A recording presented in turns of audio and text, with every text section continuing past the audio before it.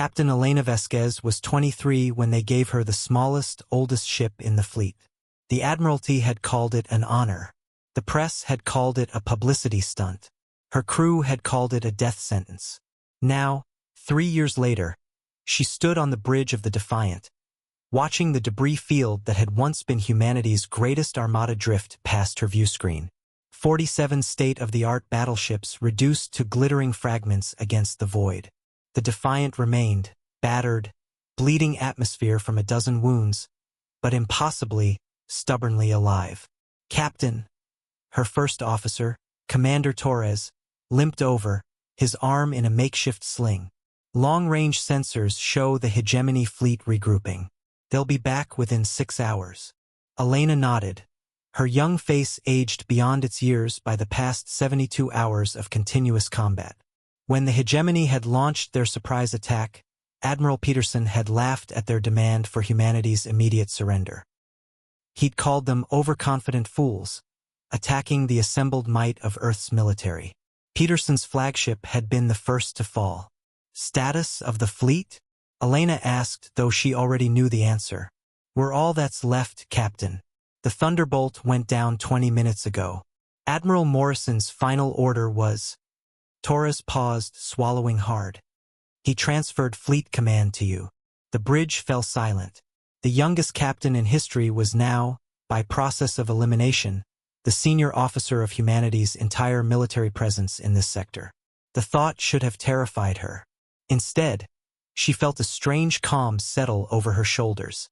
Pull up the tactical analysis of the Hegemony's attack pattern, she ordered.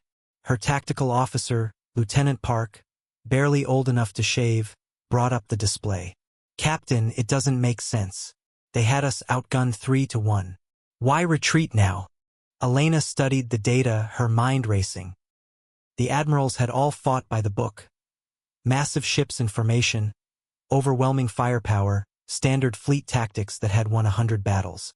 They died by the book too. Because they need to resupply their energy weapons, she said suddenly. Look at the power consumption rates. Their technology is superior but inefficient. Every shot drains them. She turned to her engineering chief. Remember when we couldn't get replacement parts for our old-style kinetic weapons?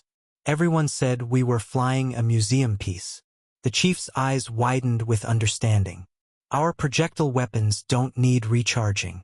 And our ship's older design, Elena continued, has triple redundant systems that everyone called wasteful. Modern ships relied on shields. We have actual armor plating because we couldn't afford shield upgrades. She looked around at her bridge crew. Kids, really, most of them assigned here because no prestigious posting wanted them. The flagship crews had called them the Misfit Brigade. Signal the planet. Tell them to gather every old ship they can find, decommissioned vessels, training ships, even the museum pieces. Anything with projectile weapons and armor. We have 6 hours. Captain, Torres said carefully, those ships are ancient. Their crews are either cadets or retired. Perfect, Elena interrupted. The Hegemony studied our modern tactics.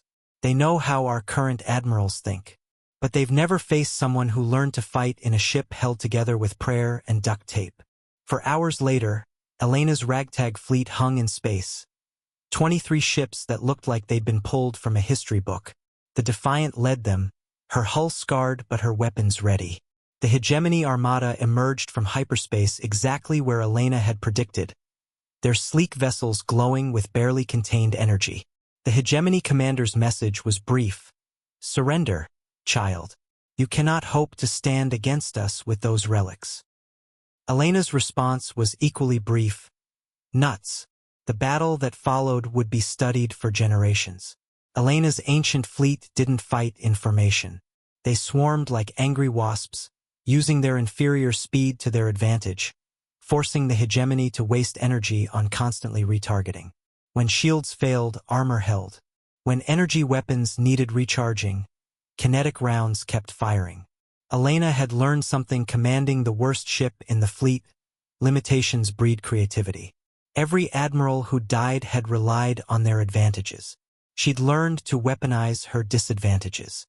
The Hegemony fleet faced with tactics that belonged in a museum, found their sophisticated targeting systems couldn't predict the chaotic movements of ships that didn't follow modern doctrine. They retreated in confusion, their commander's final transmission a single question: how? Standing among the debris of her betters, Captain Elena Vasquez, youngest fleet commander in human history, allowed herself a small smile. Because, sometimes, the best way forward is remembering what everyone else forgot.